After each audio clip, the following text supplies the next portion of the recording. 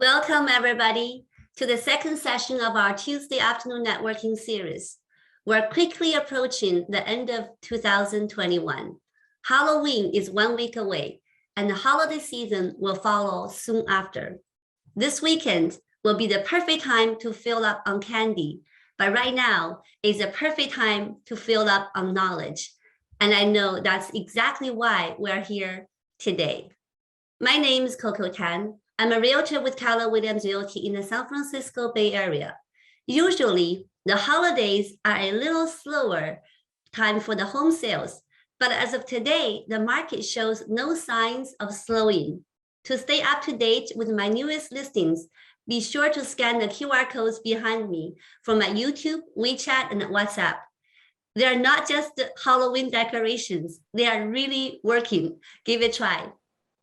As we approach the end of the year, we all know that means it's time for year-end tax planning. The title of today's seminar is Advice from Attorney on How to Protect Each Other and Save on Taxes. Not only will we talk about that, but also we will get updates on legislation, which will help us plan for the end of this year and the start of the next year. Our speaker is Michael Lee from Ray Attorneys, a returning guest who always captivates us when he talks.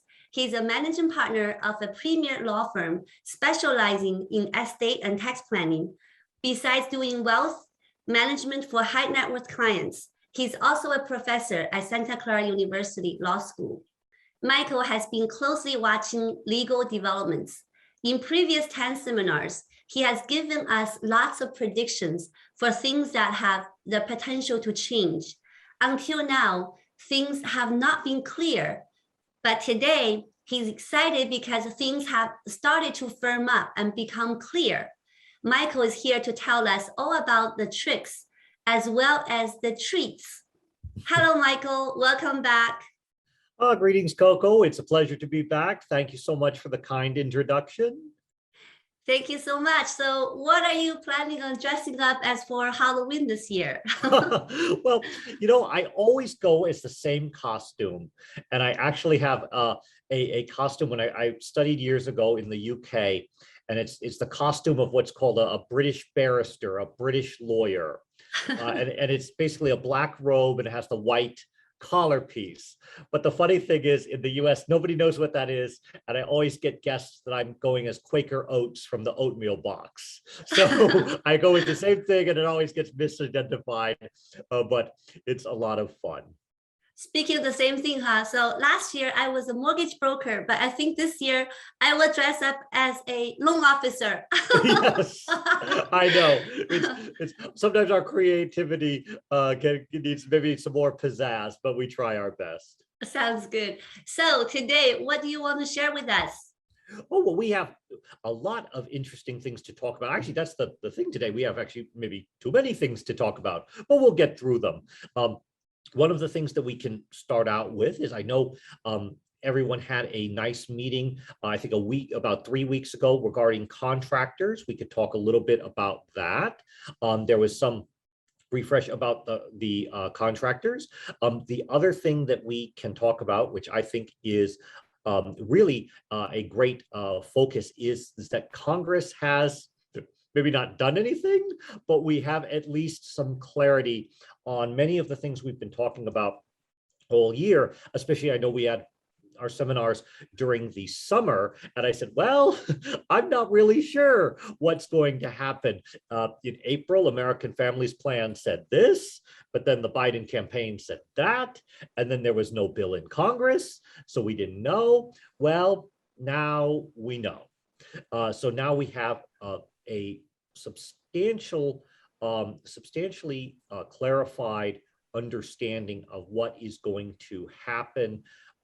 Again, it is hard to predict what the bill as passed is going to look like exactly, but we'll have a pretty good understanding of what is going on. So if you like, I know Shaway did mention that there was some thought of a little bit of refresh on things about dealing with contractors. Shall we talk a little bit about contractors, or should we just jump right into the tax stuff? I think talking a little bit about contract is wonderful. To just refresh our memory from last session, we had roundtable discussion We had a lot of discussions about the unpleasant experience with the contractors. If you can just maybe spend 5 minutes or so and talk about that, that'd be great. Perfect.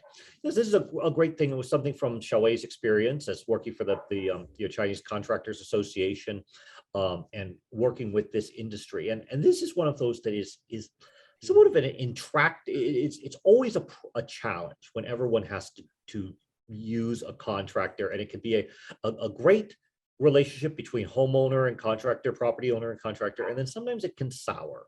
And this is really true of anything when you have a big project. So there were a few tips that we learned 3 weeks ago about how to make this relationship a positive relationship. So the first thing is that in California, your generally strongest recommendation, of course, this is a lawyer talking, but when you hire a contractor, hire a licensed contractor, a California licensed contractor. California has extremely rigorous requirements on who is a licensed contractor, and someone who is not a licensed contractor is not allowed to hold him or herself out as a licensed contractor.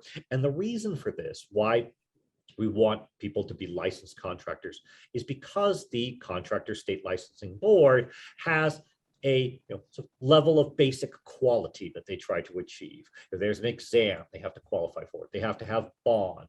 Other things we'll see are a little bit weaker of whether or not they have that. That's sometimes something that the homeowner has to check. So the first thing, licensed contractor, check the website.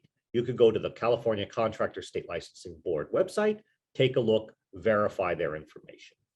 Next thing, if you're the homeowner, check their insurance. This is a good predictor for the quality of the contractor and, of course, your safety. The things that you really want to be taking a look at are two things. One is liability insurance, and then the second is workers' compensation insurance. Liability insurance, that is, if there's some accident at the property, is there insurance to cover it?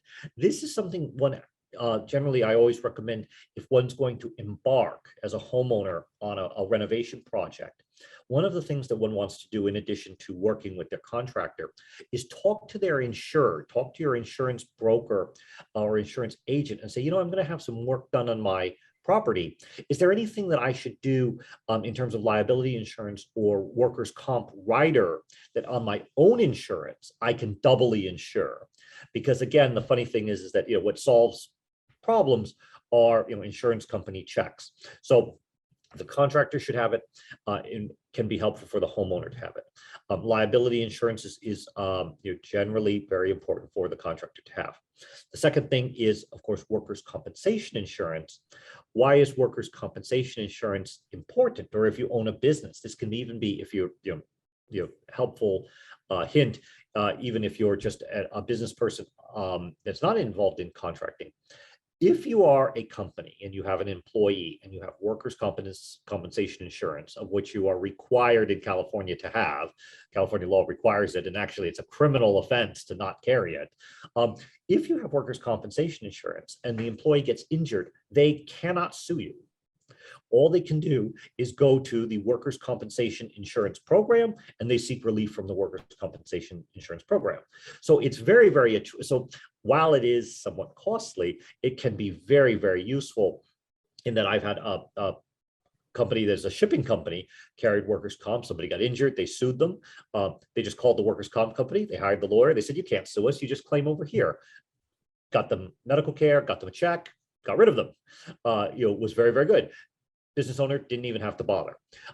That's also important, again, if you're the homeowner for contractors, or for contracting, an employee of a contractor or subcontractor gets injured, they can't sue the contractor and they can't sue you, the homeowner. They just go to the workers' comp system. The next thing to always take a look at with contracting, and is in the name of contracting, is the contract, the agreement. You have to form an agreement with these people, contractor and homeowner, and to detail the information of what the project is and what you're doing. And of course, generally, what you want to outline is the contract price, the payment schedule, and critically the scope of services. If you are going to do a bathroom remodel, is it includes demolition? Does it include rebuild? Does it include rebuild of installing all of the fixtures? Does it include also putting down all of the tile? Does it include painting? Because sometimes people will say, oh, well, I'll do this, that. You get midway through the project and say, well, I don't do plumbing. I don't do electrical, and I realize that there's some problem here. We're not going to do it. You have a problem. So always important to define the scope of service well. The other thing that is unique, and this is something that I see very high percentages of contractors making a mistake on this, and that is that for a home improvement contract, that it's not a commercial contract, it's a home improvement contract like all of us will be involved in. The contractor actually is not allowed to take more than 10% or $1,000 upfront, whichever is lower. Whichever is lower. And this is a little bit, the reason why I think I see errors in this all the time is it's a little bit counter instinctual. A lot of people think, and I think the feeling is like, well, wait, maybe I should give them, and they often encourage, the contractor offer encourages, they say, well, shouldn't I give them like $10,000? I give them this money, and then they come back and they take out all of the fixtures in the bathroom, and then do all of that, and then I pay them again. Technically, that's not the way it's supposed to work. Technically, you can have the initial $1,000 payment, bring them on, but generally the way contracting works actually is that they do the work, and then so whatever the phase one, you block out the progressive payment schedule. You hire them, you give them the $1,000. They do phase one. They say, look, phase one's done. You write them a check. They say, okay, good. They do phase two. They say, look, phase two is all done. You write them a check, and then they work like that. And if what happens in large construction projects, but can happen in smaller ones, if after phase one they complete it successfully, and they do it, and the homeowner does not pay, and they say, it's time to pay, you've completed phase one, the homeowner doesn't, they are generally allowed to place a mechanic's lien on the property. This is like a mortgage, and then that, again, is what secures their position while one decides, how to resolve this issue. So the method of the way that the work comes first, the payment comes second, work comes first, payment comes second. That's the way it's generally conceived of. Good contractors will be familiar with that, and that's how it will operate. The last thing is, with the contractors, and this can be done through contract, is, if there are disputes, how do you deal with disputes?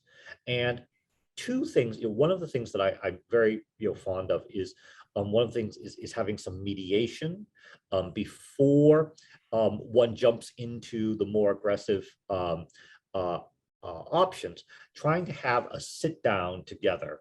And there are a number of agencies, private agencies, sometimes it can be lawyers, sometimes it could be any number of things, to say, well, let's just get together and try to talk out what the problem is. Why are you upset? I said, well, the sink is not looking the way that it's supposed to look. There's a hole in the back of the wall. I don't like any of this. And then the contractor says, well, yeah, but you said the plumbing was installed that way to begin with, but now I realize the sink was on the other side of the bathroom, and you actually, or the homeowner before you piped it over to the other side. I didn't expect all of this to happen, and that's why I don't want to fix it, and that mediation process, kind of trying to get people to talk, often is a more productive way to get a dispute solved, because once you go into the arbitration methods or lawsuit, you pretty much soured the relationship, and there's not going to be any hope thereafter. You've pretty much given up and decided you're going to hire somebody else to fix it,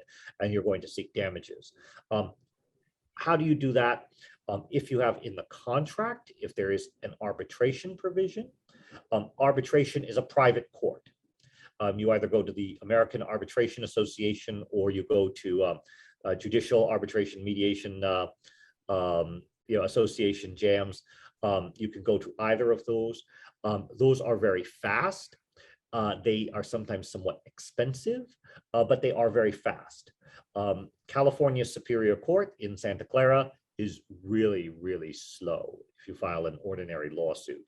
ordinary lawsuits in Santa Clara County generally take several years. Alameda County is much faster, but Santa Clara is relatively slow. The other one, which is very attractive for contracting, is the Contractor State Licensing Board also offers a mediation arbitration service, and they can also render a judgment as well. This is the one that I generally find quite attractive because if you get the Contractor State Licensing Board involved, they have an internal process on how to do this. They have in-house mediation, and for arbitration and if they're going to go through to render the judgment on it, they'll send out an investigator. And again, at little cost to you, and that person will look around and say, yeah, this work is not up to standard. This is not good. And they'll go one way, or the investigator will come out and say, this all looks appropriate to me. Why aren't you paying?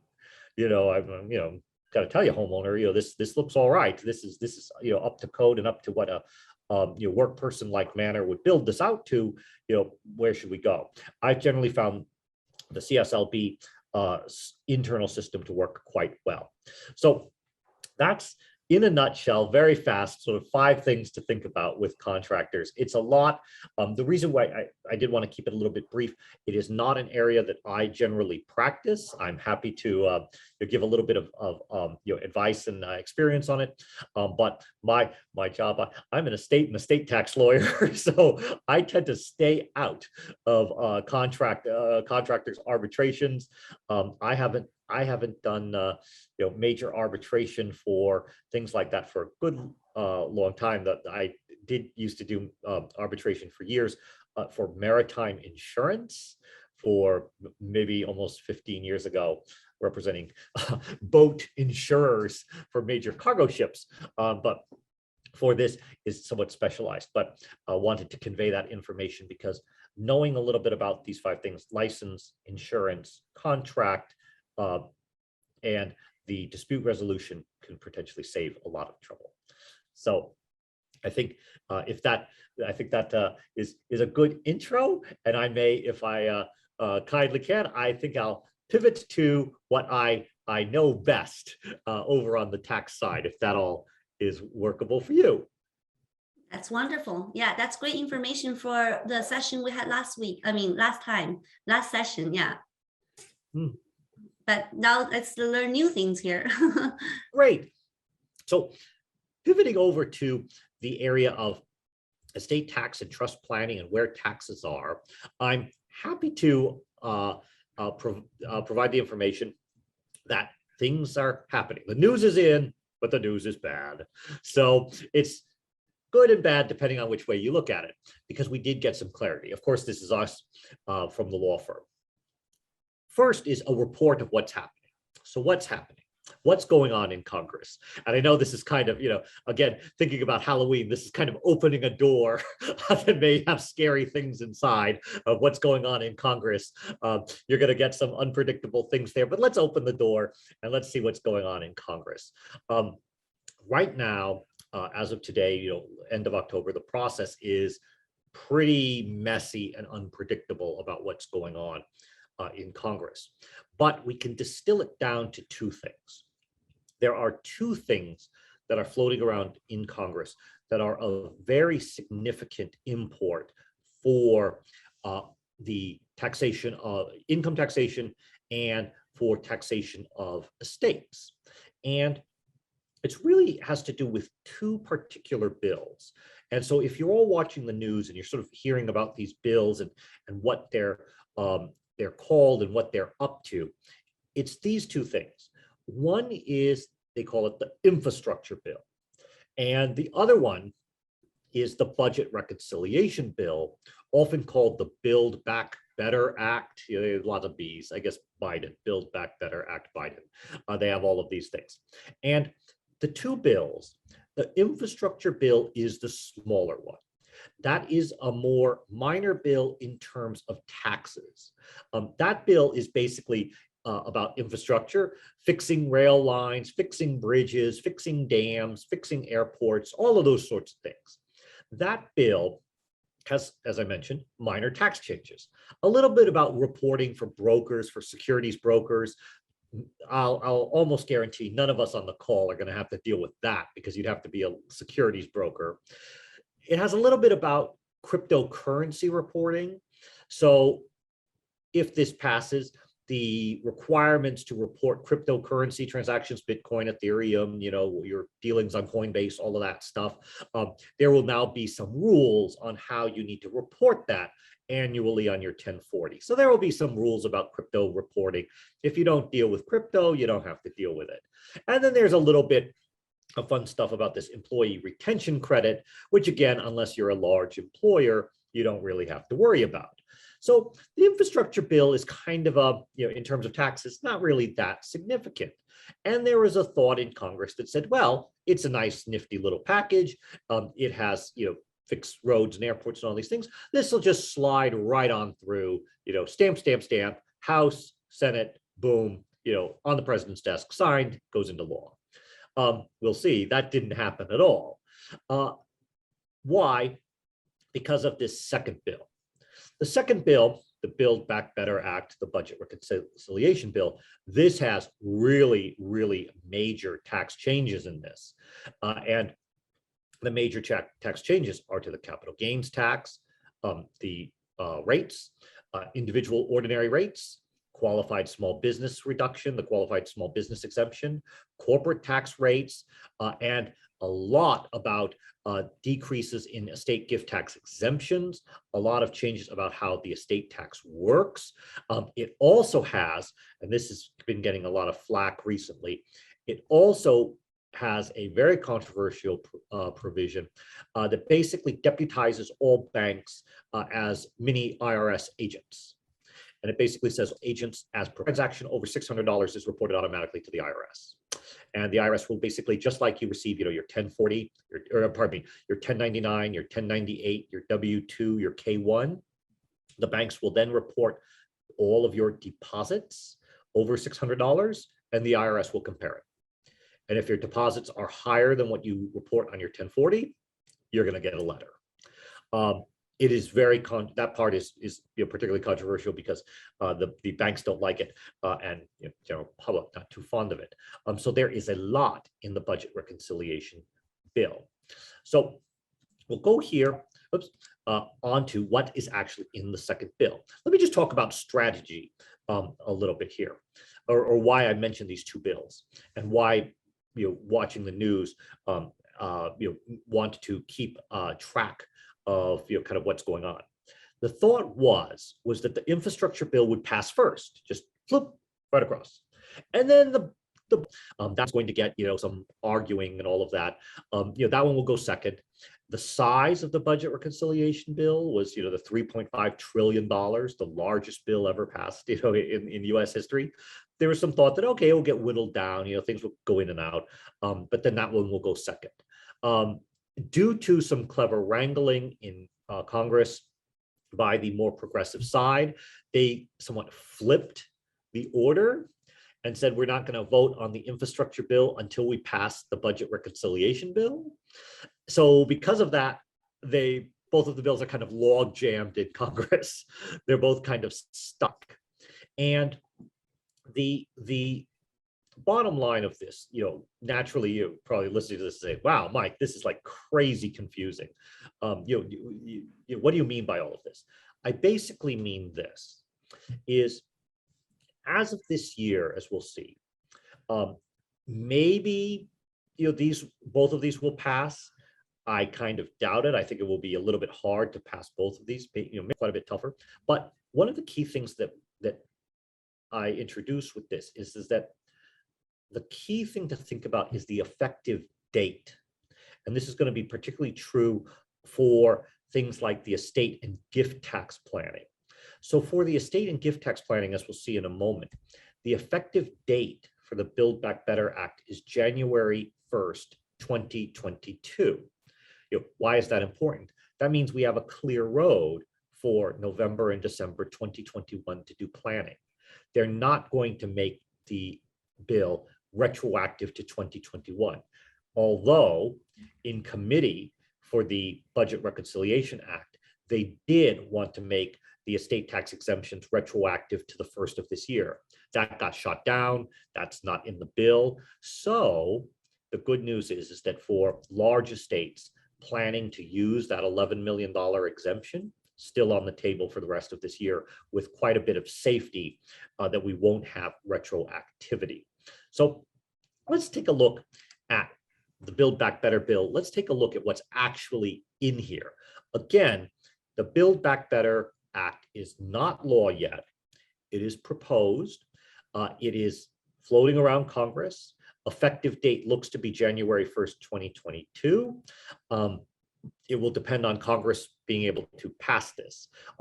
There's a slight edge in the House of the Democrats being able to pass it in the House. Senate is a little hard. Two senators, Manchin and Semena of Arizona, they're holding out. As we saw, Coco had a very apropos a trivia quiz on the Senate of how many senators are there. There's 100.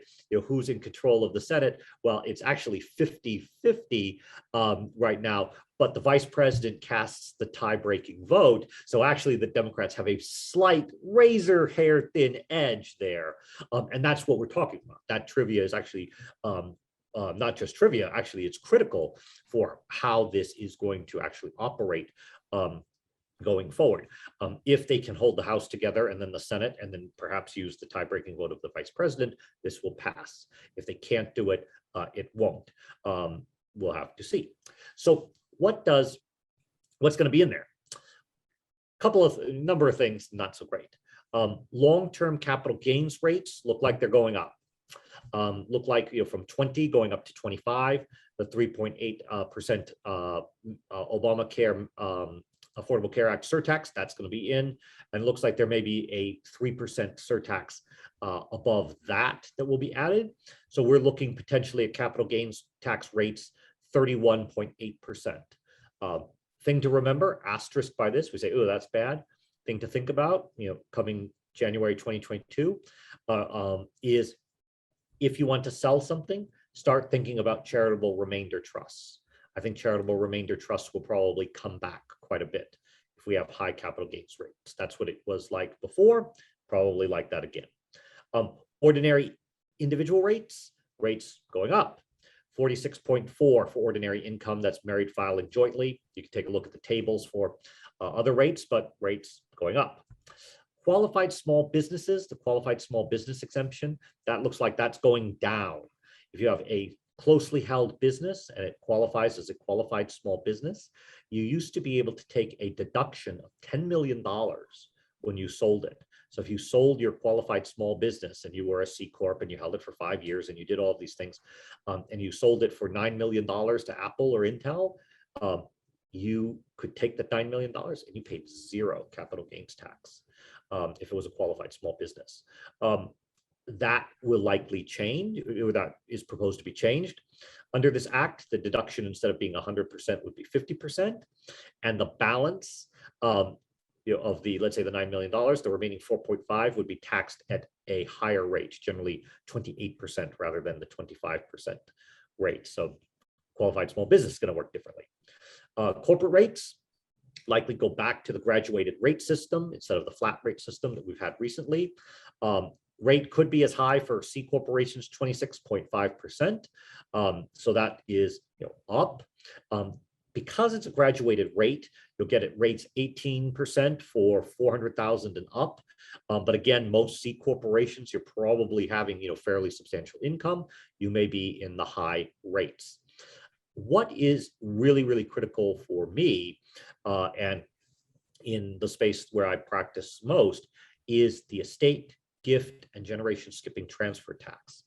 Under the Build Back Better Act, it proposes to lower the estate tax exemption as of January 1st, 2022.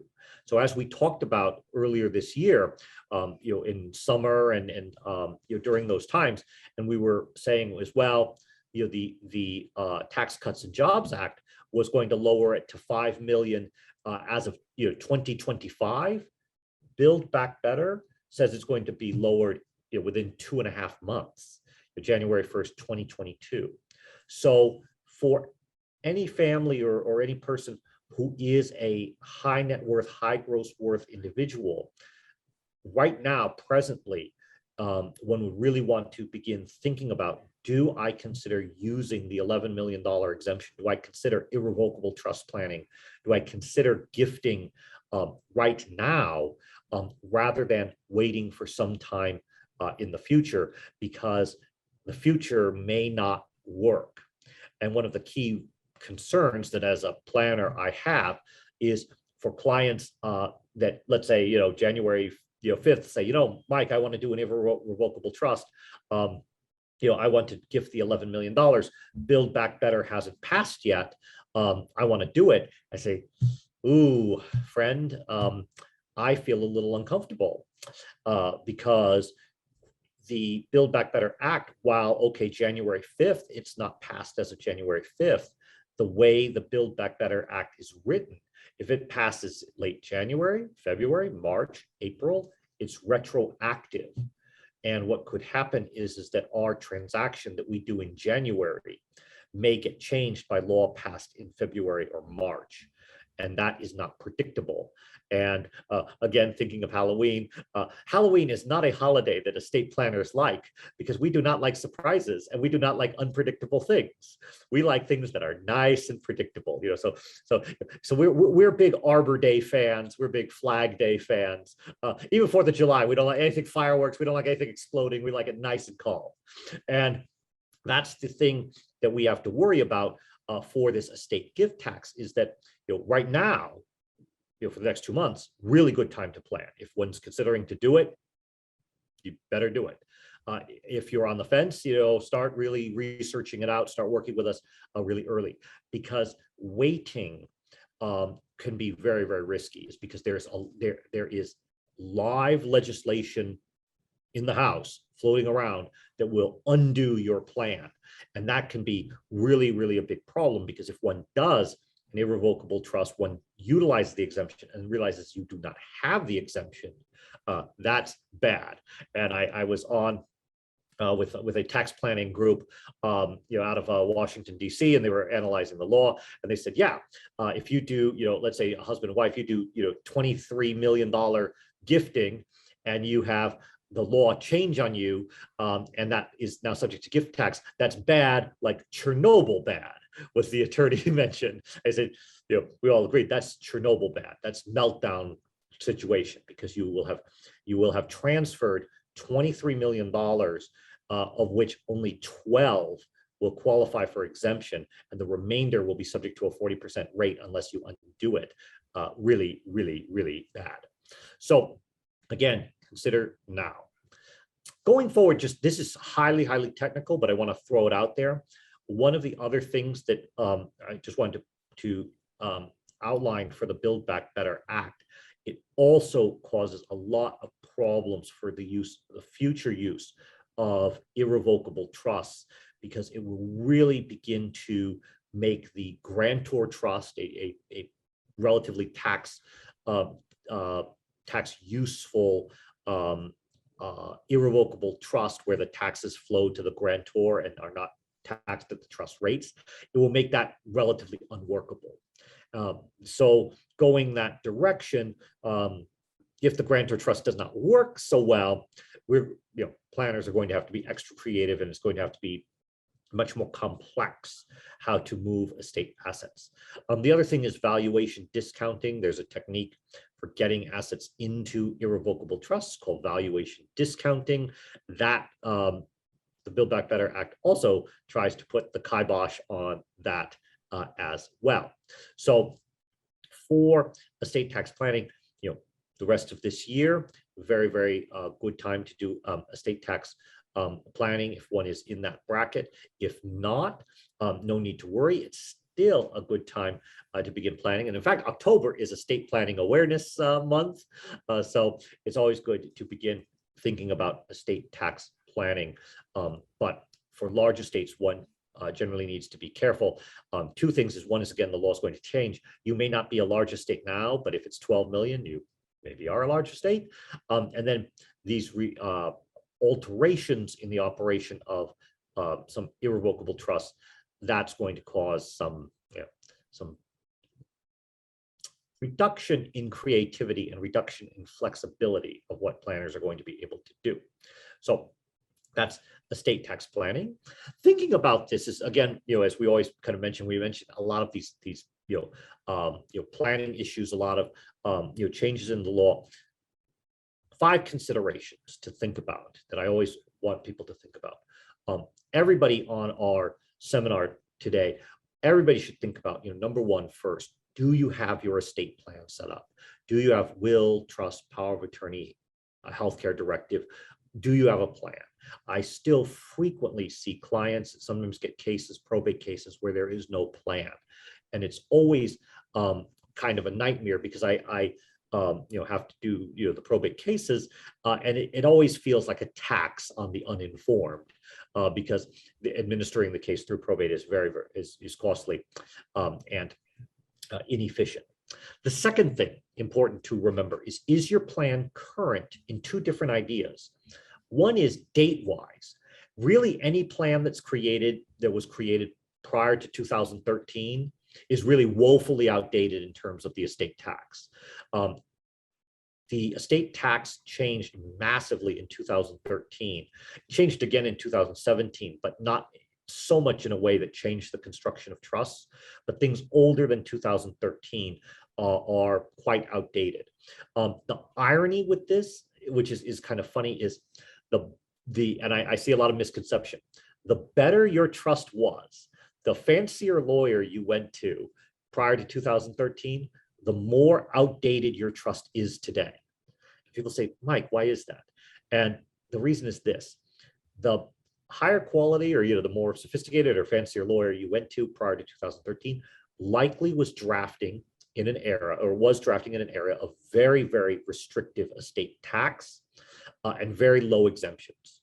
So he or she drafted likely a quality trust that was very tax efficient under that law, but is very, very restrictive to maybe the surviving spouse or beneficiaries. It was totally the right thing to do back in 2009, but it is really the wrong thing to do in 2021. So I sometimes see clients and they say, "Oh, I hired some really fancy name. I've had some from the tech companies. They say, "Oh, I used some Wilson Sonsini Goodrich Rosati. They charged me $30,000 for this estate plan." I say, "Fantastic! It was a great plan in 2009. It's really, really good." The problem is that it's not good now, and the irony is again, when it was created very rigidly like that, very problematic. So the thing is, amend and restate it, refresh it, give it a facelift, make it look ready for 2021 and beyond. 2022 now, we're at the end of the year. The other thing is your plan current? Even if you have a plan that you say, "Oh, the plan's from 2019, the plan's from 2020, it's fine." Okay, it's fine by date. Is it fine by family status? Is there any changes in terms of, did the kids grow up past 18? Did your trustee move away? Did anybody, are they at an age where they're either more suitable or less suitable? Did any relationships change? Make sure your plan is current for family status. Does it actually still do what you want? Because it may be very recent, but if it's not doing what you want, it's not going to serve your needs. Third thing, this one we've touched on kind of quite a bit, is your plan optimized for taxes? We talked about optimizing for the estate tax. There's a lot that can be done there, but also local tax. Coco, we did a lot of seminars and really tried to get the word out about Proposition 19, and really tried to talk about how Proposition 19 has changed things for some good. Our older Californians can now move around much more flexibly. That's great. But for the parent-child exclusion, that's not so good. So if you have a valuable primary residence and you're trying to get that to your kids, you likely will want to talk to me, because it is not as easy as the way it used to be before February 16th, 2021. So this year, February 16th, 2021. If you haven't really optimized your trust for that, you may have a little bit of a problem. You may have a situation where the house may be divided in a way that's going to cause a property tax reassessment or cause some problem. Other thing that I'm starting to see a lot, This is item number 4. Is your plan optimized if you are the beneficiary from others? This is a lot of times. So I see a lot of people mention, they say, well, I don't have $12 million. My wife and I, or my partner and I, or I'm a single person. I don't have more than $6 million. I don't need to worry about all that hoo-ha about the estate tax. I only have, $1.5 million, $2 million. Okay. But what about your parents or other relatives? Do you have a situation where you may inherit from them? And that, again, you're maybe in your 30s, 40s, 50s. What about when it's their time? Are you the beneficiary? And I've had a lot of Silicon Valley persons, especially when you're sort of in the middle brackets, you say, well, gosh, yeah, if I inherited from my father and mother, and then my wife inherits from her father and mother, yeah, we're over. Now's a good time to plan. Let's start talking about that now before something happens and there's nothing we can do. So that's the other consideration. Of course, we have a lot of people that we say, yeah, Mike, I've done 1 through 3. I've done all of those things. In fact, I did them with you. And number 4, we have to think about that other addition is, what about receiving things from elsewhere? That can sometimes push you over into that bracket. The other thing is, does your extended family have planning?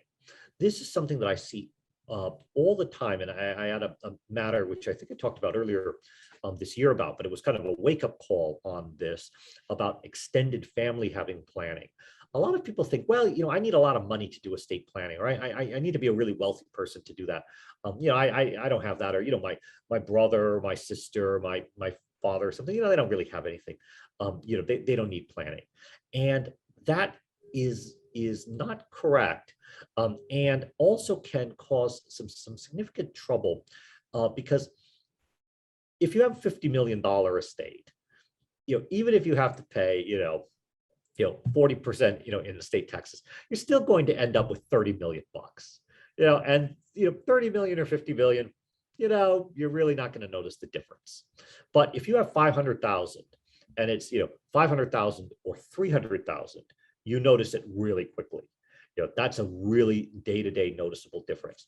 And that at the more average estates, just regular people estates, that's where you really have to be sometimes a little bit more aggressive in planning, and really want to be thorough in planning, because you say, I can't waste any money on probate or silly stuff like probate referees and court fees and the lawyers and stuff. There's a good amount of money here. Parents or family or whomever worked hard for it. I don't want to waste it. And that's the key thing. Again, thinking about this extended family thing, is that sometimes for other family members, okay, maybe there's no house, maybe we don't have to worry about real estate, but maybe power of attorney, healthcare directive, basic will. What happens if there's incapacity? Do we just have nothing and we have to do conservatorship and pay all of this money, or do we have something set up to take care of it? The big one that I had in this kind of the scary story, had a client, son went off to Cornell, going along fine in Cornell. He got very, very ill. He kind of doesn't contact the parents. Luckily, the kind roommate said, Jimmy is really sick. Did you know that? Parents are, no, we just hadn't heard from him for a long time. They call, of course, the Cornell hospital, and they say, how's our son Jimmy?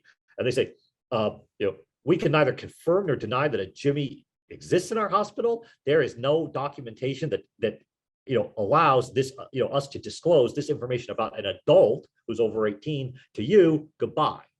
And of course, parents freak out, and they're on the first flight, out to Buffalo, New York, to drive to Ithaca. And what the wake-up call was, is that under the law, that's right. That young man was an autonomous, full, over 18 individual.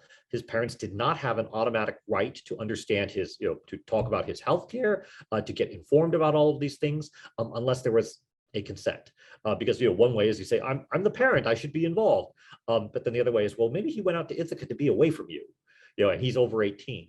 So another, again, after encountering that case, is thinking of, your college age kids, everybody, is harmonious. Maybe you should do a quick power of attorney healthcare directive or something simple, just so, healthcare directive. Sometimes I have clients just do the healthcare directive. Say, power of attorney, I don't want my parents involved. I don't have anything for will, trust. I don't need anything for that. But, boy, if I get sick, I want mom and dad to get involved. It's a 9-page document. Let's get it done.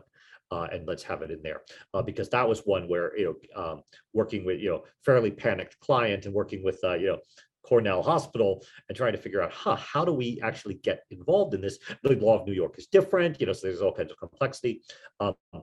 Think about those other persons, because sometimes the order of things happening, can be unpredictable. Of course, thankfully he was fine. It was just, a little bit of illness. It got all solved, but it was just, an unpleasant week.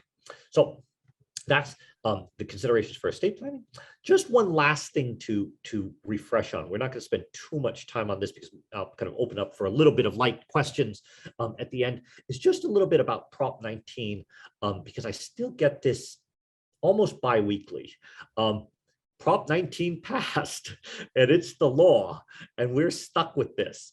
And I still see a lot of people approaching, and I've had a few people accidentally do it, thinking that the old system still exists, or that the old system is still somehow operative, and it's not. Proposition 19 changed the parent to child, grandparent to grandchild exclusion for property tax reassessments. So, first thing, the number one first thing is that for rental properties, secondary properties, it's always going to be reassessed. There is no wild card exclusion like there used to be. So thinking through your estate planning, optimizing, you're going to have to start thinking through all the rental properties are going to be reassessed. That's going to change cash flow. So again, thinking through what you're going to do, you may need to consider thinking through your plan is that those need to be sold. And then if they're going to be sold, maybe you're going to allocate your estate plan a little bit differently. Just something one has to think through. Primary residences from parent to child that can avoid reassessment, but the child has to live there. All the children don't have to live there together, just one of them needs to live there. But one of them does need to live there. So, if you have two kids and one's in LA and one's in San Diego, you're in Silicon Valley, and they say, well, we'll just keep mom and dad's house as a rental. That's not going to work. One of them is going to have to come back to live there if they want to keep the assessment. If not, it's not going to work. And in addition, there's a third thing. The exemptable value is only $1 million. So from whatever is the fair market value, whatever is the adjusted basis, the tax basis for the assessment, you basically add $1 million, subtract that from the current fair market value. If you have a negative number, there's no reassessment. There's a positive number. That positive number is added to the adjusted basis and the taxes go up. So just be mindful that this did pass. This is the law. So for your primary residences, you'll have to plan accordingly. And then the second thing is, if you are a property investor, and this is a kind of a good segue to just another thing that we were thinking about. If you invest with other people or with other family members, because of this reassessment issue, and you can't do this mix and match for rentals, there is now a greater value to acquiring rental property with an LLC. Because if you acquire property with an LLC and it is the original owner, not that I buy it as Mike Lee and then I put it in the LLC, that's a very different situation. This is, I have New Ventures LLC, and the New Ventures LLC is the buyer with the loan via New Ventures, and I'll probably have to guarantee it, but it's done through New Ventures. If that is owned by multiple people, let's say 3 people, a third, providing we never change the split more than 50%, we could always keep the same property tax basis. This is the Ocean Avenue case. Michael Dell, his wife, and I believe it's his wife's brother or something like that, acquired the Santa Monica Fairmont. They acquired it from people who had it in this third. They bought it third. Like that, Santa Monica and the city of Los Angeles said it should be reassessed, and they sued Michael Dell. Michael Dell responded vigorously, and the the city of Los Angeles lost that case. They lost it actually all three levels. They lost it at trial, they lost the Court of Appeals, they lost it at the Supreme Court, and they had to pay attorney's fees. So huge disaster for LA. But the rule is basically if you have original owner is the LLC and you do not change more than 50%, you can avoid the reassessment. So the technique for post Proposition 19 for rentals is a little bit different. So if you are an active real estate investor, especially investing with other people, consult with us because there's sometimes a better way to do it. You of course always have to balance because for residential, sometimes the LLC is good, sometimes it's not so good. But that is the new law of the land. So I'm happy to say there are techniques, but they may be appropriate, they may not be appropriate. So that is the sort of conclusion of what I've got. I know it's a lot of information, but I'd like to open it up to questions for everybody because there may be some questions or any thoughts, and I can provide some answers to that. Great, thank you. Thank you, Michael. That's a lot of interesting information. If I weren't here, I would have no idea. It's a lot to digest. And I would basically say that the things that I would remember would be this. Number one, always a good time for the estate planning. If you're a high net worth client or a high value client, seek counsel early this year because you may want to make a decision this year. And then number three is if you're a real property investor, start consulting the attorneys somewhat early because there are some techniques that may be able to save you property tax if you're going to hold the properties long term. So those three things, I would walk away with just those three things. If you remember those three things, you'll be well served. Wonderful. So if you can unshare for a moment, let's read some questions here.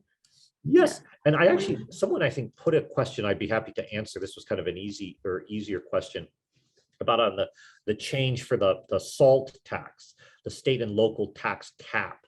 So there was a question on, will that change? Under the Build Back Better Act, that is not built in to the Build Back Better Act. It's actually becoming fairly controversial how to deal with the SALT cap.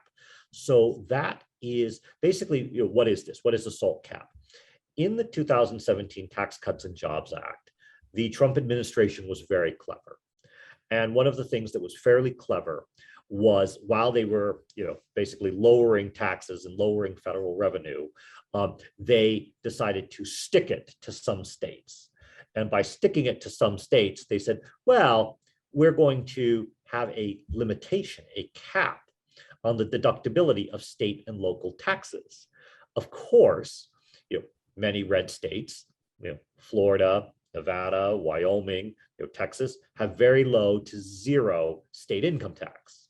So when you cap the state and local taxation at $10,000, which it was capped at $10,000, if I'm in Wyoming, which is another state that I'm licensed to practice in, Wyoming people didn't care. So we pay zero. I don't care about the cap. We pay some for property tax, a little bit for property tax, but not that much. So don't care. 10,000 bucks, don't care. But New Jersey, California, New York, have very high taxes. It hurt us a lot. So politically, it was clever, caused a lot of hurt for places with high state taxes. I mean, gosh help you if you're in San Francisco and you have to pay the San Francisco income tax plus California plus federal, you've got three plus extremely high property taxes. So you've got a lot. The cap looks like that is not really going to be changed in the Build Back Better Act.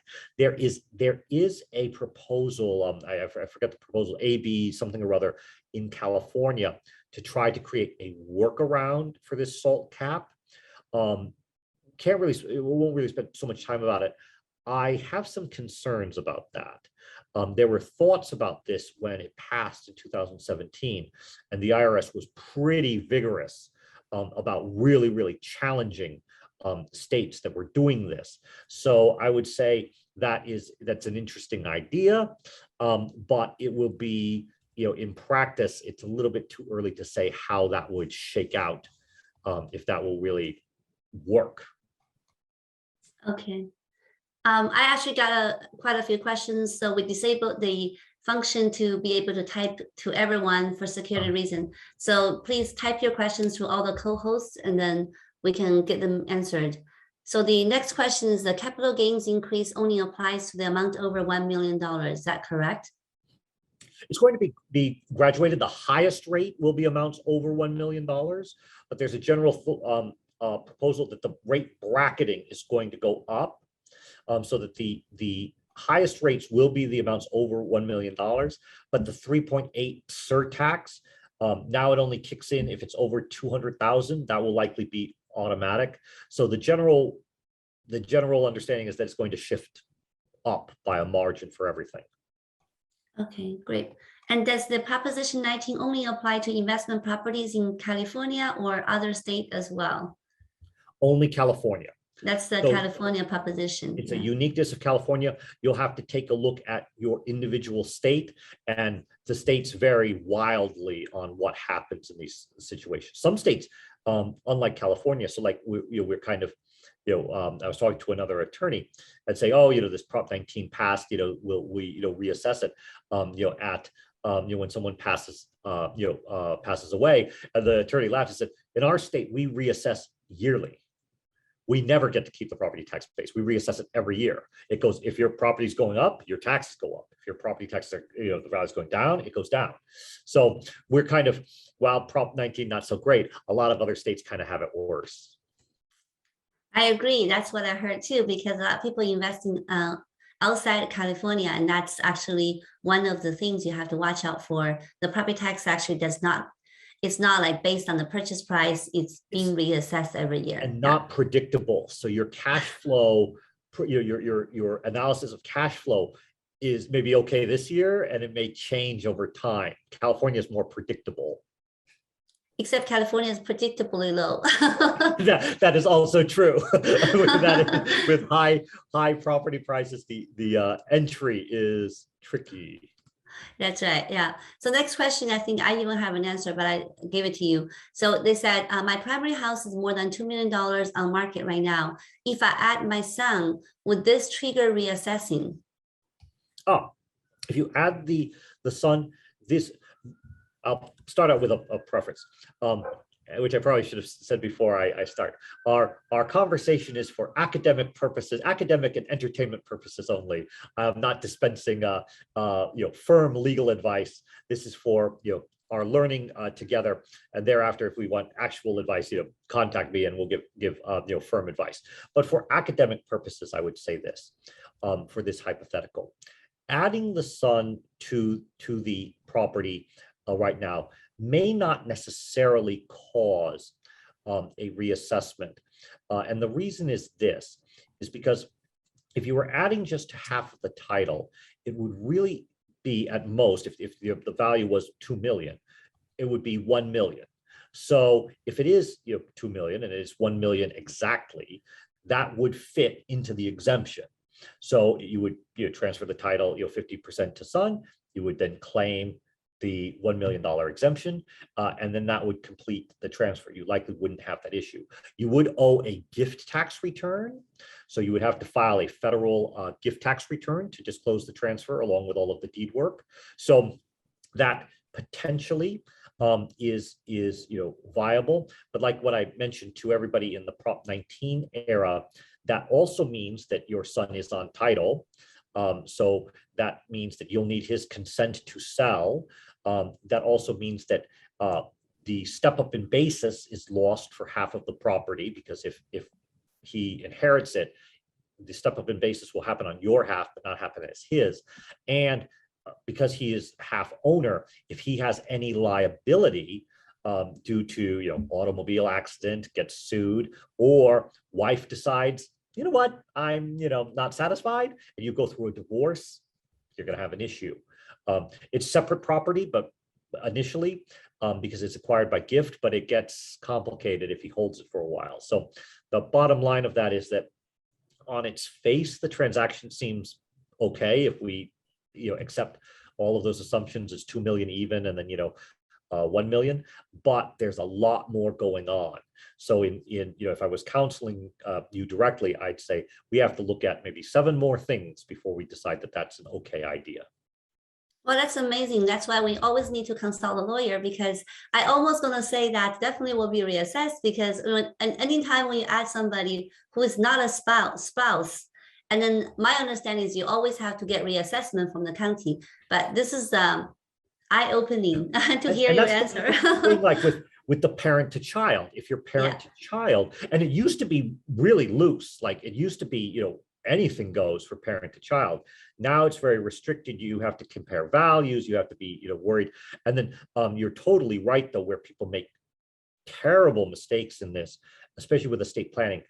Transfers between siblings reassessed. So if you transfer brothers and sisters, friends, that's going to cause a reassessment. So be really, really careful with transferring titles to properties. And again, remember, it is not gift tax neutral. So be really, really careful if the people you're gifting amongst are somebody, gosh help you if you have a problem. Someone's a non-resident alien. Ooh, you may be in store for really, really surprising gift tax results. Got it.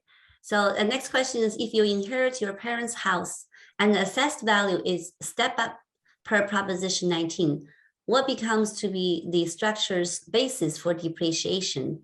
Is it based on the new assessed value? So 2 things. So if you, let's say, have this, so we have 2 different step ups, or basically 2 different basis calculations. So if you for federal income tax purposes and California income tax purposes, when you inherit a property, let's say from parents, you will receive a step up in basis per IRC section 1014. So you will receive the step up in basis.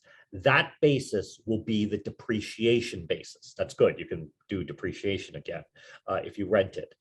The problem is this, though. For California local property taxes, if, let's say, the California local, it's a primary residence, the California local property taxes, you want to keep the assessed basis, and you're okay for that the $1 million amount. Let's say your parents, assessed basis is 500,000 and the fair market value is 1.5 million. 1.5 plus, or 1.5 minus a million minus 500 is 0. So you keep their basis at 500,000 for the local property tax assessment. That requires you living there. So as soon as you say it's a rental, and if you claim the homeowner's exemption on another property, reassessed as soon as you switch it. So that you have a little bit of 2 different rules at cross purposes. You'll get the refresh of the basis for depreciation, but you use the depreciation because you rent it.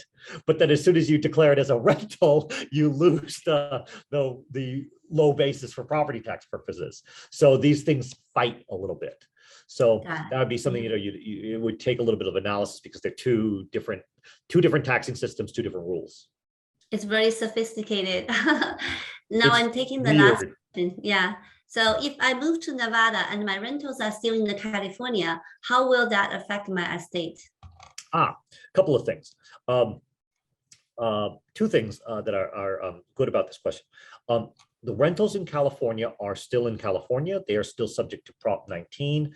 So they will be, for property tax purposes, they'll be reassessed. The income is considered California source income. So sadly, if you have a lot of real estate and you have a lot of rentals in California and you move to Nevada, you still pay California income tax on that income. California says it's our land and we tax the income that's California source. So you would, while other income that you have in Nevada from work or from retirement or from whatever is not going to be subject to a Nevada state tax, your rental income from California will be subject to California state income tax. And be quite cautious. There's a case, actually, glad you asked the question, because there's a new case out. That's my favorite case, or my new favorite case of the year, that everybody's calling the Starbucks case for California property tax or California income tax. And basically the startup founder him and his wife started this startup.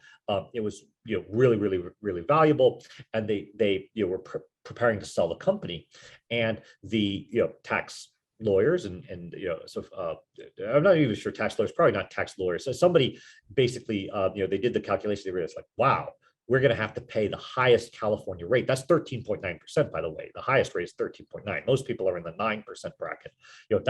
That's a lot of money on this $100 million transaction that we're going to do. We're going to move to Nevada, and we're going to move to Nevada, settle in Nevada, buy a house, change driver's license, and then we're going to sell the company. And we're going to sell the company as Nevada residents, and we're not going to pay California. So they move out there, they establish driver's licenses, they buy the house and all this stuff, they sell the company. Of course, California Franchise Tax Board's head explodes that this happens. And they're really mad because they feel that they've lost maybe $10 million worth of income tax. So they had a very smart tax examiner, tax auditor, basically requests the wife's credit card statements, and basically just goes through with a highlighter and just highlights the Starbucks, and basically just highlights every Starbucks purchase. And unfortunately for the taxpayer, where was the wife generally buying Starbucks? She was buying Starbucks in Newport Beach, California. And Wow. and the rule is that if you move to another state, the majority of your time, the majority of your presence should be in the other state. And they basically added it up, and they say, where you live is where you buy your Starbucks coffee. And if you are always buying your Starbucks coffee in California, you're ours. You belong to our taxation system. And they lost that case. The FTB was very persuasive in saying, you were physically here. You were enjoying coffee, looking at the beautiful marina, enjoying the California coast. And if you want to look at the California coast and sit there, you pay. So that's the one thing, like I mentioned, for Nevadans, I have a lot of people who change state for lifestyle purposes, sometimes tax purposes, but for lifestyle purposes. But I always like to remind them of this Starbucks case of saying, if you do that, you really have to live there. It has to be a totally true thing. If you say, I'll just buy the house and then I'll just basically stay over here with my kids or whatever, not so safe. Cool. I got one more question from Mr. Ron Lee. Does the Proposition 19 only apply investment properties? Oh, actually, we discussed that. It's only applying to the properties in the in California, not other states. California. Investment properties, they'll all be reassessed. Primary residence, special rules. Yeah, sounds good. Wow, you did it. That was yes, perfect we timing. hit it. Yes, okay. 8 minutes. 8 minutes. Okay. All right. So now we have come to the end of our seminar. We'll stop the recording here, but please feel free to stay and network or ask questions. I am going to unmute everybody so that you can say thank you to Michael as you leave. Have a wonderful Halloween, and I'll see you next time. See you all. Look forward to chatting with you all again, and perhaps actually maybe the next time we chat, something will have happened with these laws, and I'll give you the 100% sure answer of what the law is. But we're close. We're getting quite close. Yeah, we're just getting more and more clearer and clearer. Exactly. Yeah. It's never going to be the crystal ball, right, for the future. Exactly. Always hard to predict, but we as things move along, we start to know more and more. So I'm always happy to share it with all of you. It's great fun because the more you know about this thing, the more you can make good choices. Thank you so much, Michael. Great. Take care all, and I'll see you again. Thank you so much. Thank you. Bye-bye. Thank you so much. Cheers. Thank Bye-bye. you. Thank you, Michael. Thank you, Coco. Thank you so much. Thank you. We loved it. Great. I'm glad. See you all. Bye-bye. See ya. Thank you. Happy Halloween. Halloween. Happy Halloween. Thank you.